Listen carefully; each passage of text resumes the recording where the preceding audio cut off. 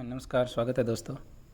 आज हम मानसून के बारे में पढ़ेंगे और साथ में भौतिक प्रदेश है राजस्थान की, वो पढ़ेंगे जलवायु प्रदेश। ठीक है, तो सबसे पहले देखिए शुरू करते, ज़्यादा आपका टाइम नहीं लूँगा, मैं जल्दी फास्टली पढ़ाऊँ क्योंकि टाइम अभी ये कम है।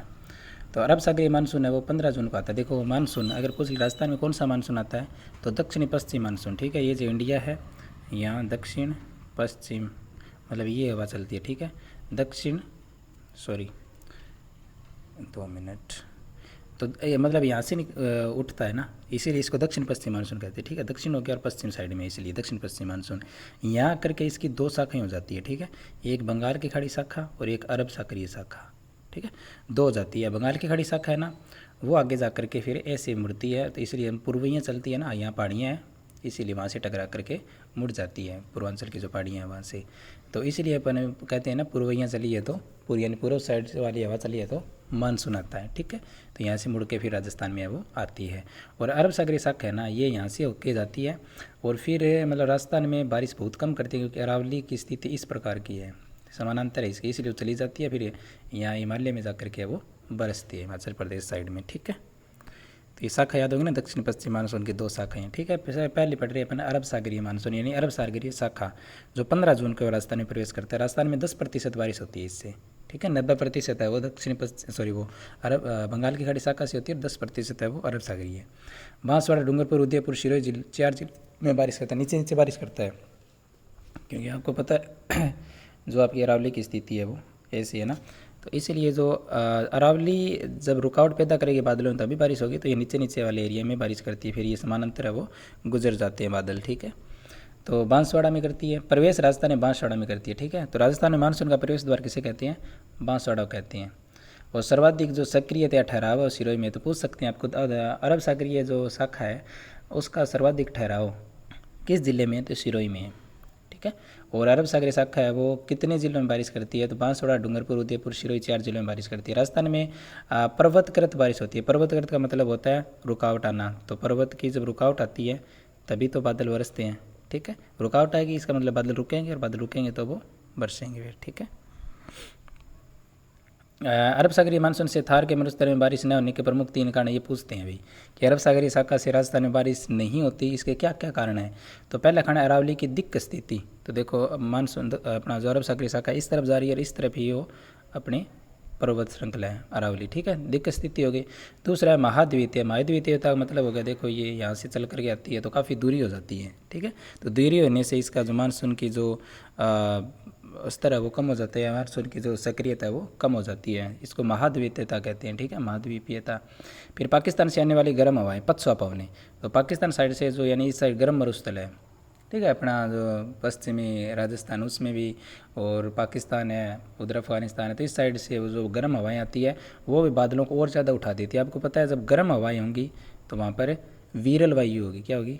वायु वीरल होगी, क्योंकि द्रव है वो उष्मा देने पर है वो विस्तारित होता है, दूर दूर भागता है, इसलिए वो वीरल होगी, सघन नहीं होगी, वीरल होगी। तो वीरल होगी ना तो बादलों को और ज़्यादा ऊपर उठा देगी। ठीक है, इसीलिए तो 3 कारण याद रह जाएंगे ना, अरावली की दिक्क स्थिति, महाद्वीपीयता और पाकिस्तान से आने वाली गर्म हवाएं पछुआ पवनी है। इसे लौटते मानसून से भी बारिश होती है इससे, तो ये जो हिमाचल में बरस कर फिर वापस आता है ना तो इससे भी बारिश बाद में होती है, तो लौटते मानसून से भी वो बारिश होती है। हिंद महासागर से मतलब हवा उठती है, जो मैंने आपको बता दिया। मतलब जैसे अपने मानसून आता कैसे है, तो अपने जो तिब्बत का पठार है, ठीक है, अपना जो मरुस्थल है यहाँ पर गर्म हवाएं होती है। यहाँ गर्मी में गर्मी पड़ती है तो क्या होती है, ये रेत है वो गर्म हो जाती है, पठार है वो गर्म हो जाता है। ठीक है, गर्म होने से वायु है ऊपर उठती है, क्योंकि वही बात उष्मा देने पर है वो विस्तृत होती है हवा, द्रव है जो। ठीक है, तो यहाँ पर हल्की हो जाती है हवा, क्या हो जाती है? हल्की। और यहाँ पर जो अपना समुद्र है, समुद्र में जल वाष्प की मात्रा अधिक है, इसलिए वो भारी है। तो हमेशा विसरण का नियम क्या कहता है कि सघन से विरल की ओर, ठीक है, भारी से हल्की की ओर, तो सघन से विरल की ओर हवाएं आएगी। तो यही कारण है मानसून आने का। ठीक है, तो हिंद महासागर से जो हवाएं उठती है वो दक्षिण पश्चिम मानसून कहलाती है। दक्षिण पश्चिम मानसून है वो 2 शाखा में बन जाता है, अरब सागरीय और बंगाल के खाड़ी। आपको बताइए अरब सागरीय मानसून की 3 शाखाएँ हैं।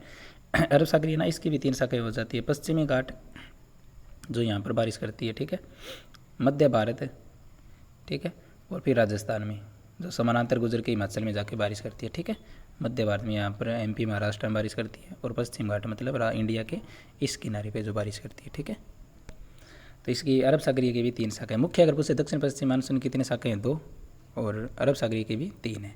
फिर बंगाल की खाड़ी शाखा झारखंड में छोटा नागपुर पठार से टकराकर विंध्याचल पर्वत के सारे राजस्थान में पूर्व दिशा से प्रवेश करती है, इसलिए हवाओं को पूर्वैया कहते हैं। तो मैंने आपको बताया बंगाल की खाड़ी शाखा है वो यहाँ बंगाली खाड़ी में आती है, और फिर यहाँ पर जो छोटा नागपुर का जो पठार है वहाँ से टकराने के बाद यहाँ पर विंध्याचल पर्वत की जो श्रेणी है, ठीक है, अपने एमपी में, तो यहाँ से समानांतर होकर के फिर राजस्थान में वो प्रवेश करती है। राजस्थान में प्रवेश करने के बाद फिर अरावली से टकरा करके इस साइड में ज़्यादा बारिश है वो करती है, पूर्वी साइड में इंडिया के, राजस्थान के, ठीक है।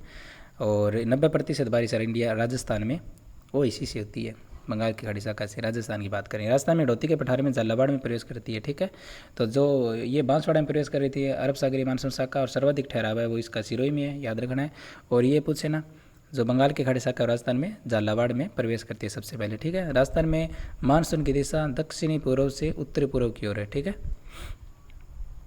दक्षिण पूर्व से उत्तर पश्चिम। तो राजस्थान में मानसून की स्थिति क्या रहती है, दिशा ये रहती है, ठीक है। और राजस्थान मानसून की दिशा ठीक होगी। इस शाखा से पश्चिमी राजस्थान में बारिश कम होने का प्रमुख कारण है अरावली का वरिष्ठ छाया प्रदेश। देखो दोनों इंपॉर्टेंट है। अगर पूछे आपको कि अरब सागरीय शाखा है उससे राजस्थान में बारिश कम होने का प्रमुख कारण क्या है, ये 3 कारण है, ठीक है। और अगर ऐसे पूछ ले बंगाल की खाड़ी शाखा से राजस्थान पश्चिमी राजस्थान में बारिश कम होने के कारण क्या है, तो अरावली का वरिष्ठ छाया प्रदेश, अरावली ये है, ठीक। अब इस साइड से मानसून आ रहा है तो अरावली के इस साइड ज़्यादा बरसेगा, बादल रुकेंगे, ठीक है, और फिर वो ऊपर उठ जाते हैं, तो इस साइड है वो वरिष्ठ छाया प्रदेश हो, मतलब पीछे के भाग हो गया, ठीक है, अरावली का। इसीलिए राजस्थानी मानसून का सर्वाधिक ठहराव बांसवाड़ा में, ठीक है। तो याद रखना है दोनों शाखाएं कहाँ पर मिलती है, अरब सागरी शाखा और बंगाल की खाड़ी शाखा कहाँ पर मिलती है, बांसवाड़ा में। और अगर पूछ ले राजस्थान में सर्वाधिक ठहराव मानसून का बांसवाड़ा में, अरब सागरी शाखा का सर्वाधिक ठहराव सिरोही में, ठीक है। अरब सागरीय के सिरोही, बंगाल की खाड़ी सर्वाधिक बारिश है वो झालावाड़ में ही करती है, ठीक है। तो याद रखना बंगाल की खाड़ी शाखा सर्वाधिक बारिश झालावाड़ में करती है, लेकिन ठहराव वो बांसवाड़ा में है, ठीक है। जैसे अपन कहते हैं ना यहाँ पर 24 दिन का, यहाँ पर 29 दिन का है, तो ऐसे सर्वाधिक ठहराव वो बांसवाड़ा में पूछ ले। और सर्वाधिक बारिश कहाँ पर करती है, बंगाल की खाड़ी शाखा झालावाड़ में और अरब सागरी शाखा सिरोही में, ठीक है। इतना क्लियर हो गया। फिर ये देखते हैं तो ये अल निनो ला निनो क्या है, ये महासागरीय धारा है, ठीक है। अल निनो ला निनो जो प्रशांत है ना महासागर, तो अल निनो ला निनो वहाँ पर आती है। तो बालक हिस्सा भी कहते हैं इसको, ठीक है। उत्पत्ति 25 दिसंबर के आसपास होती है, इसीलिए इसको बालक हिस्सा वो कहते हैं। 25 दिसंबर को क्रिसमस डे मनाते हैं क्या, तो 25 दिसंबर के आसपास से एल निनो इफेक्ट शुरू होता है, इसलिए इसको बालक हिस्सा कहते हैं। प्रशांत महासागरीय गर्म जलधारा है। तो आपको पूछ ले कि अल निनो और ला निनो क्या है, तो प्रशांत महासागरीय गर्म जल धारा है, ठीक है। ये किसको इफेक्ट करती है, मानसून को इफेक्ट करती है, ठीक है। तो अल निनो और ला निनो, देखो अल से मतलब कमी, तो इसका अधिक प्रभाव होगा ना अल निनो, तो मानसून कमज़ोर होगा, यानी बारिश कम होगी। जैसे अपन प्रेडिक्शन करते हैं ना, देख करके वैज्ञानिक कह देते हैं, भी मौसम वैज्ञानिक वो कहते हैं कि इस साल बारिश ज़्यादा होगी, इस साल बारिश कम होगी, इस साल जल्दी आएगा मानसून, इस साल वो लेट आएगा, ठीक है। तो वो इन्हीं को देख करके वो करता है। तो प्रशांत महासागरीय जो गर्म जलधारा है उसमें देखो अल निनो इफेक्ट अगर अधिक होगा प्रभावशाली तो मानसून कमज़ोर होगा, ठीक है। और ला निनो, देखो ला से याद रखो लो, ला मतलब लाना, ला रहा है, ठीक है। तो इसमें कम प्रभाव होगा इसका, तो मानसून है वो अधिक सक्रिय होगा। तो ला निनो इफेक्ट का कम प्रभाव होगा तो मानसून अधिक सक्रिय होगा, यानी बारिश ज़्यादा होगी। अल निनो मतलब कमी हो गया तो मानसून कमज़ोर होगा। ला मतलब लाना तो ज़्यादा होगी, ठीक है। यदि अरावली की ऊंचाई हिमालय के बराबर कर दी जाए तो पश्चिम मरुस्थल अर्ध शुष्क प्रदेश बन जाएगी। क्वेश्चन पूछ लेते हैं कि अरावली की जो ऊंचाई है 900 मीटर के आसपास, एवरेज निकालते हैं अपन 920 के आसपास हिमालय के बराबर कर दे, 6000 कर दे, इसकी 7000 तक कर दे, ठीक है। जो पश्चिम मरुस्थल है उसकी क्या स्थिति होगी फिर, अभी तो बिल्कुल शुष्क मरुस्थल है, ठीक है। तो जब ये इस साइड मतलब इतनी ज़्यादा ऊंचाई कर देंगे ना तो इस यहाँ पर शुष्क नहीं होगा, ये क्या होगा आपका अर्ध शुष्क हो जाएगा, ठीक है। अर्ध शुष्क यानी जयपुर के लगभग जैसी स्थिति है वो यहाँ पर हो जाएगी। क्यों होगी, क्योंकि जो अरब सागरी शाखा है वो इस साइड बारिश करने लग जाएगी, ठीक है।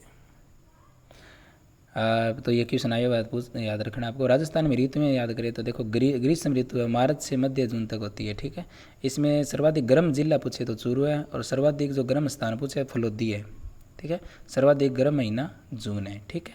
फिर शीत ऋतु है, मध्य है, नवंबर से फरवरी के बीच में होती है, और चूरू सर्वाधिक ठंडा जिला होता है। देखो गर्म भी सर्वाधिक जिला ठंडा होता है, चूरू होता है, और सर्वाधिक ठंडा जिला भी चूरू होता है। माउंट आबू है वो स्थान सबसे ठंडा होता है, महीना जनवरी का सबसे ठंडा होता है। ये क्वेश्चन पूछते हैं, याद रखना आपको कि शीत ऋतु यानी सबसे ठंडा महीना कौन सा होता है, जनवरी का महीना होता है, दिसंबर नहीं करना आपको। सबसे गर्म महीना जून करना है, ठीक है। फिर वर्षा की बात करें तो मध्य जून से सितंबर का माह होता है। झालावाड़ में सर्वाधिक बारिश होती है। स्थान पूछ से पर्टिकुलर तो माउंट आबू स्थान है जहाँ पर सबसे ज़्यादा बारिश होती है, और सबसे ज़्यादा बारिश कौन से महीने में होती है, अगस्त में, ठीक है। ये बहुत ही फैक्ट इंपॉर्टेंट है, ठीक है। मानसून प्रत्यावर्तन का समय अक्टूबर में, प्रत्यावर्तन मतलब वापस लौटना, ठीक है। तो लौटते मानसून से भी बारिश होती है, अरब सागरीय शाखा से मुख्यतः, ठीक है। तो मानसून प्रत्यावर्तन का अगर पूछ ले समय महीना तो अक्टूबर से नवंबर। और सर्वाधिक आर्द्रता अगस्त में होती है, ठीक है। सर्वाधिक आर्द्रता अगस्त में होती है, यानी अगस्त में अगर हम कपड़े सुखाएंगे ना वो बहुत ही धीरे सूखेंगे, ठीक है। तो लेट सूखते हैं, तो ज़्यादा आर्द्रता होगी तो लेट सूखते हैं कपड़े, ठीक है। न्यूनतम आर्द्रता अप्रैल में, तो अगर क्वेश्चन पूछ ले आपसे कि अगर कपड़े सुखाने हैं हमें तो अप्रैल के माह में जल्दी सूखेंगे या जून में। अब आप कहते हो गर्मी ज़्यादा जून में होती है, तो जून में नहीं सूखेंगे क्या, नहीं, अप्रैल में सूखेंगे, क्योंकि उस टाइम आर्द्रता कम होती है, ठीक है। बादल है वो बिल्कुल नहीं होते, मौसम साफ होता है, तो बिल्कुल साफ मौसम होगा, आर्द्रता नहीं होगी, नमी नहीं होगी, तब ज़्यादा जल्दी वो सूखेंगे। तो अप्रैल में ज़्यादा जल्दी वो सूखते हैं, ठीक है, याद रह जाएगा। फिर अपन देखते हैं भौतिक प्रदेश या जलवायु जो वर्गीकरण किया गया इनका। व्लादिमीर कोपेनहेगन जो जर्मनी का था उसने वर्गीकरण किया था वनस्पति का आधार। तो पूछते हैं आधार किसको माना था, कोपेन ने, तो कोपेन ने माना था वनस्पति को आधार माना था, ठीक है। 1918 में इसने वर्गीकरण किया था, 36 में इसको मान्यता मिली थी, ठीक है। तो इसमें देखो ABCD इसका मतलब क्या होता है पता होना चाहिए। ए का मतलब होता है उष्ण कटिबंधीय आर्द्र जलवायु, ठीक है, कर्क रेखा और मकर रेखा के बीच वाला उष्ण कटिबंधीय आर्द्र जलवायु वाला। फिर बी का मतलब होता है उष्ण कटिबंधीय शुष्क जलवायु, ठीक है। तो ये इसमें भी दो भाग होते हैं, एस का मतलब अर्धशुष्क है और डब्ल्यू का मतलब है मृस्थलीय, ठीक है। सी का मतलब है उपाद्र जलवायु, उपाद्र, ठीक है, कर्क रेखा से ऊपर वाला। और डी का मतलब है शीतोष्ण, शीत प्लस उष्ण, जैसे इंडिया का लगभग एरिया शीतोष्ण है, ठीक है। ई का मतलब है ध्रुवीय, बिल्कुल जो पृथ्वी के ऊपर वाला या नीचे वाला भाग है वहाँ पर, तो ध्रुवीय, ठीक है। तो ये चीज़ भी आपको याद रखनी है। डब्ल्यू का मतलब है छोटे वाला डब्ल्यू है ना, इसका मतलब है शीत ऋतु शुष्क रहेगी, विंटर इज एरिड। तो शीत ऋतु शुष्क रहेगी, छोटे डब्ल्यू का मतलब, छोटे एच का मतलब औसत तापमान है वो 18 डिग्री सेल्सियस से अधिक रहेगा। अगर कहीं भी ऐसे अच लग रहा है ना तो ये अच का मतलब हो गया इसमें कि जो औसत तापमान है गर्मी और सर्दी का वो 18 डिग्री सेल्सियस से ऊपर रहेगा। छोटे जी का मतलब है वर्षा ग्रीष्म ऋतु के बाद में होगी, ठीक है। छोटे जी का मतलब है वर्षा है वो ग्रीष्म ऋतु के बाद होगी। अच का मतलब औसत तापमान 18 डिग्री से अधिक रहेगा, गर्मी और सर्दी का टोटल एवरेज। और शीत ऋतु शुष्क रहेगी, मतलब है विंटर इज एरिड, छोटा डब्ल्यू का मतलब, ठीक है। वर्गीकरण पढ़ते हैं। पहला BWHW, तो बी से आपको पता चल रहा है शुष्क, उष्ण कटिबंधीय शुष्क हो गया ना। तो BWHW उष्ण कटिबंधीय मरुस्थलीय, ठीक है, डब्ल्यू का ना। और एच का मतलब है अपना औसत तापमान कितना रहेगा 18 डिग्री से अधिक, ठीक है। डब्ल्यू विंटर इज एरिड, ठीक है, सर्दियों में बारिश नहीं होगी और गर्मी के बाद होगी, ठीक है। तो इसमें औसत जो वर्षा है वो 10 से 20 सेंटीमीटर होती है। और हाँ, और प्रतिनिधि नगर इसका बीकानेर है, पूछते हैं भाई। तो वनस्पति को आधार माना है, जो मरुस्थलीय वनस्पति पाई जाती है ना मुझ सबसे ज़्यादा वो बीकानेर में पाई जाती है, कंटीली वनस्पति, ठीक है। तो कंटीली वनस्पति सर्वाधिक बीकानेर पाई जाती है। वनस्पति को इसको इन्हें आधार बताया था, तो बीकानेर इसका प्रतिनिधि नगर है, इंपॉर्टेंट है, पूछते हैं। एरिडी सोल मिट्टी पाई जाती है, एरिडी सोल, ठीक है, शुष्क। हाँ, एंटी सोल तो अर्धशुष्क में पाई जाती है, एरिडी सोल यहाँ पर शुष्क में पाई जाती है। और जीरोफाइट वनस्पति शुष्क होती है, कंटीली होती है, ठीक है। जीरोफाइट वनस्पति कंटीली, जिसको पानी की बहुत ही कम आवश्यकता होती है, वो जीरोफाइट वनस्पति होती है, ठीक है। इसमें कौन कौन आता है, जैसलमेर आता है, बीकानेर आता है, गंगानगर आता है, हनुमानगढ़ आता है। देखो गंगानगर हनुमानगढ़ हालांकि बहुत ही संपन्न राज्य लेकिन जिले हैं, लेकिन फिर भी इनको है वो लिया गया क्योंकि वो पहले वर्गीकरण किया गया था। इंदिरा गांधी नहर जो सिंचाई परियोजना बाद में आई है, ठीक है, इससे पहले ये भी शुष्क थे। ये देख लो 1918 के आसपास वर्गीकरण किया था, तो काफ़ी पुरानी बात हो गई ना। 36 में मान्यता मिली थी। तो गंगानगर हनुमानगढ़, उत्तरी चूरू, उत्तरी जोधपुर, उत्तरी बाड़मेर, ठीक है, ये जिले आती हैं। तो पूछ लेते हैं कौन कौन से जिले नहीं आते BWHW, ठीक है, तो याद रह जाएगा ये आते हैं। BSHW, देखो अस लग गया, अस का हमने क्या पढ़ा था, अर्धशुष्क, ठीक है। बड़े वाले डब्ल्यू का मतलब शुष्क और इस इसका मतलब क्या हो गया, अर्ध शुष्क। तो उष्णकटिबंधीय अर्ध शुष्क जलवायु प्रदेश, औसत जो वर्षा है वो 20 से 40 सेंटीमीटर है, इसमें 10 से 20, इसमें 20 से 40 है। प्रतिनिधि नगर इसका नागौर है। तो जो अपने स्टेपी तुल्य वनस्पति पाई जाती है अर्ध शुष्क में, सर्वाधिक कहाँ पर पाई जाती है, नागौर में। ठीक है, तो याद रखना है, जो आपका शुष्क वाला था ना कोपेनहेगन का प्रतिनिधि नगर बीकानेर था, और अर्ध शुष्क का प्रतिनिधि नगर कौन है, नागौर है। एंटीसोल यहाँ पर मृदा पाई जाती है, और स्टेपी तुल्य वनस्पति पाई जाती है, बहुत इंपॉर्टेंट है, स्टेपी तुल्य वनस्पति पाई जाती है। ठीक है, पूछते हैं सीधा। तो अर्ध शुष्क में इसमें जालौर आता है, सिरोही आता है, बाड़मेर आता है, जोधपुर आता है, पाली आता है, नागौर आता है, सीकर आता है, चूरू आता है, झुंझुनू, उत्तरी अजमेर आता है, उत्तरी जयपुर आता है। ठीक है, इतने जिले आते हैं, मतलब बीच वाला एरिया। जैसे अपन इधर जैसे ये लेते हैं अपना राजस्थान, तो ये तो एरिड वाला हो गया। ठीक है, अलग इतना ले लो, ये मत लो, हनुमानगढ़ गंगानगर वाला एरिया भी आता है। ठीक है, और जो बीच वाला जो ये एरिया ना, ये अर्ध शुष्क में आता है इसमें। ठीक है, नीचे फिर अरावली आ गई। ठीक है, फिर CWG है, तो उपाद्र है यहाँ पर। उपाद्र जलवायु प्रदेश सबसे बड़ा है ये। ठीक है, कोपेनहेगन के अनुसार सबसे बड़ा जलवायु प्रदेश आप कहते हो उपाद्र जलवायु प्रदेश या CWG। ठीक है, प्रतिनिधि नगर इसका टोंक है, उसका बीकानेर था, इसका नागौर है अर्ध शुष्क का, और जो उपाद्र है उसका टोंक है, बहुत इंपॉर्टेंट है। ठीक है, सम जलवायु प्रदेश भी कहते हैं इसको, सम जलवायु प्रदेश, मतलब एवरेज पाई जाती है यहाँ पर। ठीक है, एक जैसा पाया जाता है सर्दी और गर्मी एवरेज। ठीक है, यहाँ पर 40 से 60 सेंटीमीटर वर्षा होती है। ये सम जलवायु प्रदेश पूछा गया क्वेश्चन है। एल्पी सोल यहाँ पर मिट्टी पाई जाती है, दोमट मृदा। ठीक है, जो उपजाऊ होती है। मिश्रित पतझड़ वन पाई जाती है यहाँ पर। ठीक है, स्टेपी तुल्य इसमें थे, और इसमें जीरोफाइट वनस्पति यानी कंटीली वनस्पति थी। यहाँ पर मिश्रित पतझड़ वन है वो पाई जाती हैं। ठीक है, और राजस्थान में दोगड़ा वन सर्वाधिक आता है। कोपेन के अनुसार यह सबसे बड़ा जलवायु प्रदेश है। ठीक है, दोगड़ा वन है वो सर्वाधिक है। तो दोगड़ा वन पूछ सकते हैं आपको, कहाँ पर पाए जाते हैं, उपाद्र में। ठीक है, इसमें राजसमंद आता है, चित्तौड़गढ़ आता है, भीलवाड़ा, बूंदी, कोटा, बारां, टोंक, सवाईमाधोपुर, अलवर, भरतपुर, धौलपुर, करौली। ठीक है, जो मैदानी प्रदेश है, दोमट मृदा पाई जाती है वहाँ पर। ठीक है, या फिर बनास नदी का बेसिन, बाणगंगा नदी का बेसिन जो है वो जिले पाए जाते हैं यहाँ पर। ठीक है, दोगड़ा वन है, और मिश्रित पतझड़ वन यहाँ पर पाए जाते हैं, याद रखना आपको। एल्पी सोल मिट्टी पाई जाती है, और प्रतिनिधि टोंक करना है आपको। फिर AW आर्द्र वाला, ए मतलब आर्द्र। ठीक है, उष्ण कटिबंधीय आर्द्र जलवायु प्रदेश। ठीक है, प्रतिनिधि नगर इसका है वो बांसवाड़ा, याद रह जाएगा, बांसवाड़ा प्रतिनिधि नगर है वो बांसवाड़ा। 80 से 100 सेंटीमीटर औसत वर्षा होती है। लाल नोमी मध्यम काली मृदा पाई जाती है यहाँ पर। लाल मिट्टी हमने पढ़ी थी ना, डूंगरपुर बांसवाड़ा साइड में। ठीक है, और यहाँ पर है वो मध्यम काली मिट्टी हड़ौती वाली में, और इस साइड में है वो काली मिट्टी पाई जाती है ना। ठीक है, और सवाना तुल्य वनस्पति पाई जाती है। ये किसी ने पूछा था एक बार कि सवाना तुल्य वनस्पति कौन से जलवायु प्रदेश में पाई जाती है, तो AW में। ठीक है, और सबसे छोटा जलवायु प्रदेश है ये। उदयपुर है, डूंगरपुर है, बांसवाड़ा, प्रतापगढ़, दक्षिण चित्तौड़गढ़, झालावाड़, दक्षिण कोटा और बारां। ठीक है, याद रखना है आपको। देखो बूंदी इसमें नहीं आता, अब कोटा, बूंदी, बारां, झालावाड़ करते हो ना, तो बूंदी इसमें करना आपको। ठीक है, याद रखना है, बूंदी इसमें आएगा। ये क्वेश्चन पूछा था एक बार। अपन कोटा, बूंदी, बारां, झालावाड़ AW में कर देते हैं, जबकि बूंदी ऊपर वाले में आता है, मैदानी प्रदेश में। ठीक है, फिर थॉर्नवेट का वर्गीकरण। तो थॉर्नवेट ने किसको माना था आधार, वर्षा, तापमान यानी वाष्पोत्सर्जन और वनस्पति। तो ये आधार भी पूछ लेते हैं। उसने कोपेन ने किसको माना, वनस्पति को, और जो थॉर्नवेट ने माना वर्षा, तापमान या वाष्पोत्सर्जन। वाष्पोत्सर्जन मतलब जो आर्द्रता कह सकते हो, आर्द्रता से रिलेट कर सकते हो, पौधों द्वारा जो वाष्पोत्सर्जन होता है वो। ठीक है, और वनस्पति।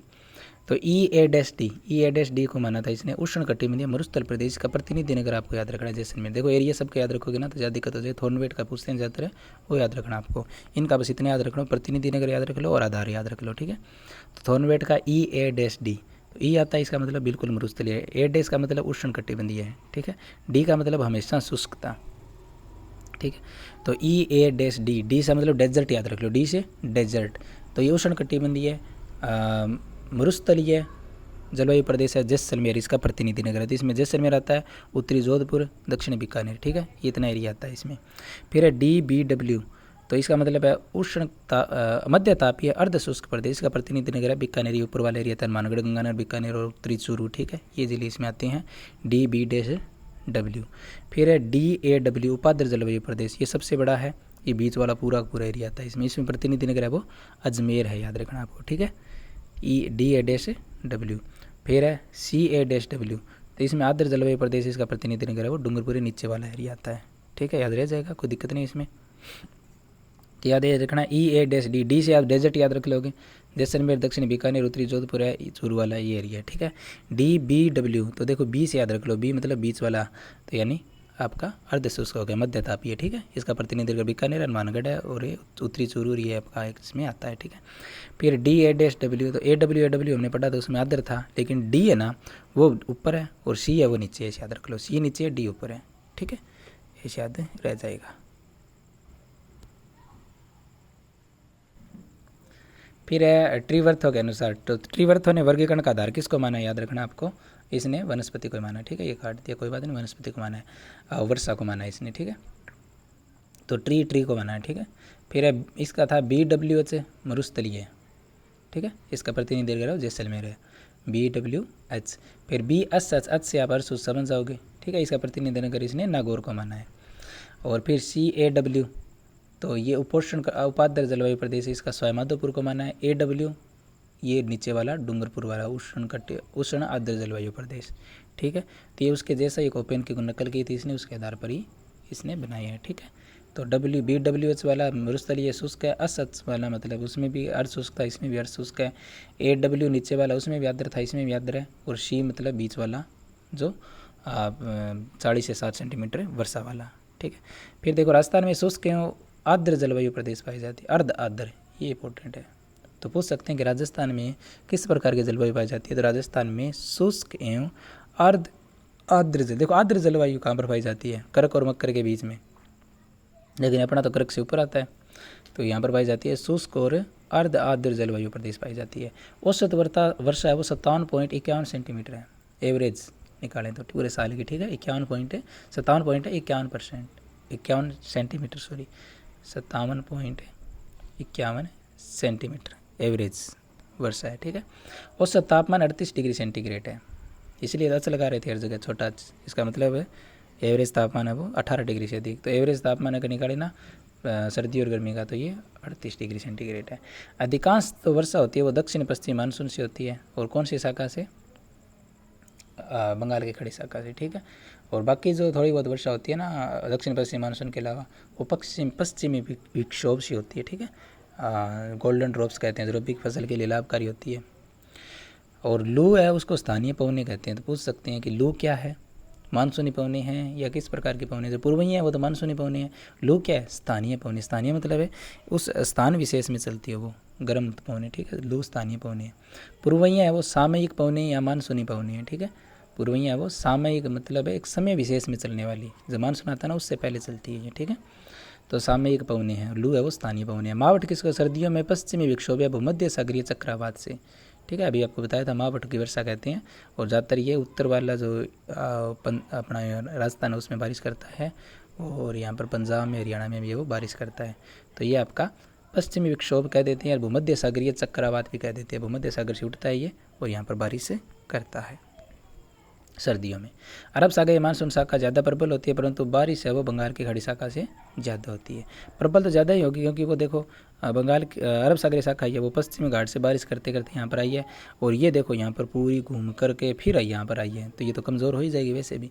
तो ज़्यादा प्रबल तो ये होती है, लेकिन ये बारिश नहीं कर पाती क्योंकि अरावली रोकती नहीं उसको, सीधी निकल जाती है बादल, ठीक है। ठीक है, आज के लिए इतना ही। ये देख लेना, नीचे पढ़ना चाहो तो पढ़ लेना, इंपॉर्टेंट चीज़ें लिख रखी है, ठीक है। और बाकी और देख लो इसमें, अगर लू की दिशा पूछे तो लू की दिशा तो ये रहती है, पूर्वइयों की दिशा ये रहती है, तो ये चीज़ें पूछ लेते हैं। और बाकी मैंने ज़्यादातर बता दिया आपको, और कुछ इसके अलावा हो तो आप नीचे लिख देना, समझा देंगे, ठीक है। धन्यवाद। अच्छा लगा तो शेयर कीजिएगा, और सब्सक्राइब नहीं किया तो कर लीजिए। धन्यवाद।